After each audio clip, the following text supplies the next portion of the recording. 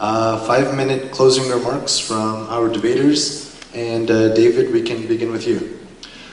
Well, I'd like to thank Sammy for his participation here, and thank everyone for the good questions and for sticking through a 2-hour debate. It's good. What else could we be doing that would be more important than this tonight?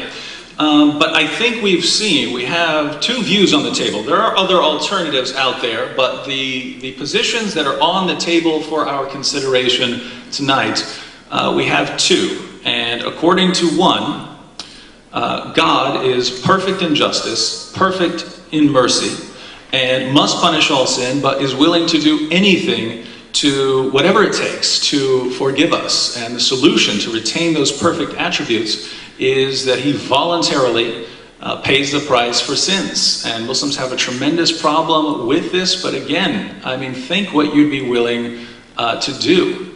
If you were walking down the street, well, suppose you were king of the world. Suppose you were master of the world, you were dressed in royal robes, and you're walking down in the street and you see your kid drowning in a filthy pool of mud. Would your royal robes matter to you? Wouldn't you do whatever it takes? Wouldn't you toss those robes aside and jump in and save the child that you love?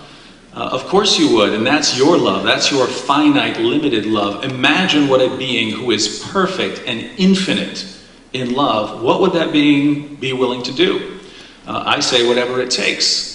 And that's what we find in Christianity. And the Muslim wants to say, well, God doesn't need to do that. Well, if he doesn't do that, then sin gets swept under the rug, and then he's not perfectly just. So how does God do that? Well, I find no answer in Islam, but I find an answer in Christianity.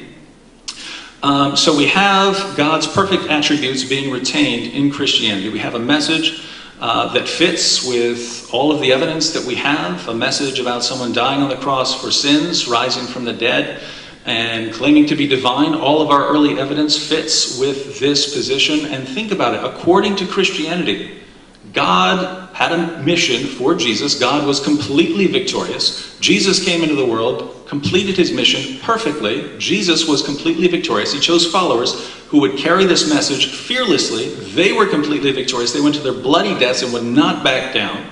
That's the message of Christianity. God is victorious from beginning to end. God is glorified from beginning to end.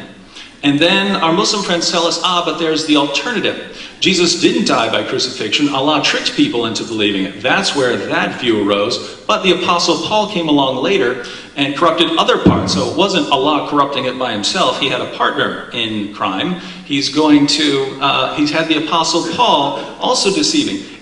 Actually, that's not much better. Because think about the implication there.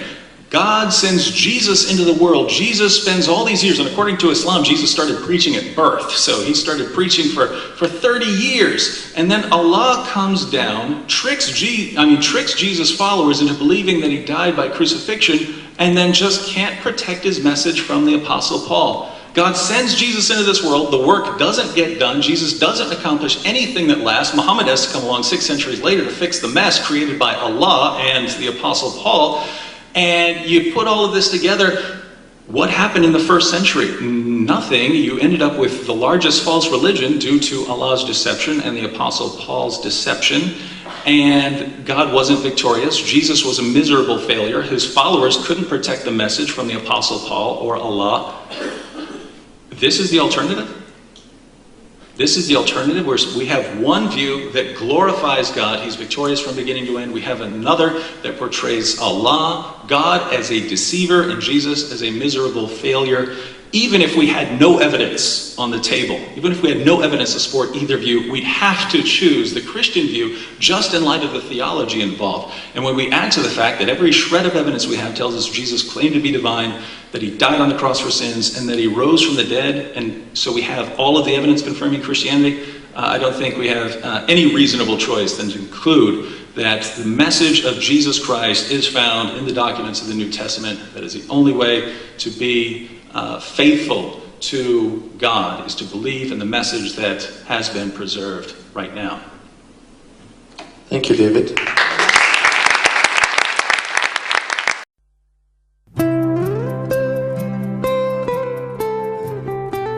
Menjadi pemenang, bukan pecundang. Dalam komitmen, itu penting.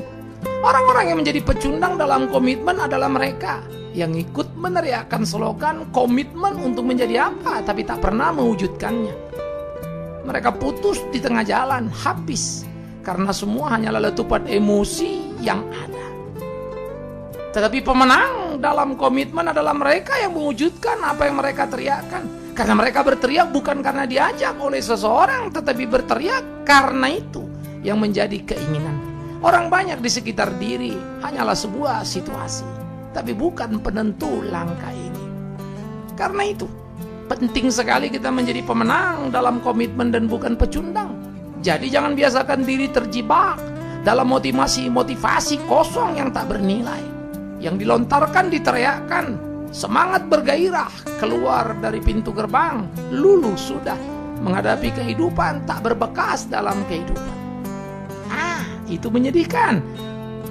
Pemenang dalam komitmen, apapun yang ada di sekitarnya hanyalah alat bantu yang bersifat sementara. Karena sejatinya pertandingan terjadi di dalam diri sendiri. Bagaimana menjadi pemenang dan bukan pecundang. Banyak orang ikut seminar di sana sini, tapi tetap pada posisi yang tak berubah. Banyak orang bicara ini dan itu, tapi tetap saja hidup tak bernilai. Kecuali tumpukan rupiah yang bertambah, tapi nilai hidup tak ada yang berubah. Bahkan mungkin semakin merosot adanya. Itu mirip seperti pemimpin yang mengucapkan banyak pidato, tapi tak ada yang dilakukannya. Semakin banyak yang diucapkannya, semakin menunjukkan rendahnya kelasnya. Betapa ia pecundang dan bukan pemenang. Nah, hati-hati. Semoga Anda menjadi pemenang yang sejati dan bukan pecundang yang tampaknya seperti menang, namun sejatinya Anda bukan pemenang. Selamat menjadi pemenang dalam komitmen dan bukan pecundang. Temukanlah gagap gempita kehidupan. Paksalah tiap tangan bertepuk dan mulut mengaku Anda memang pemenang dalam komitmen. Pikirkan makna yang dalam. Bersama saya, Big Man Sirait.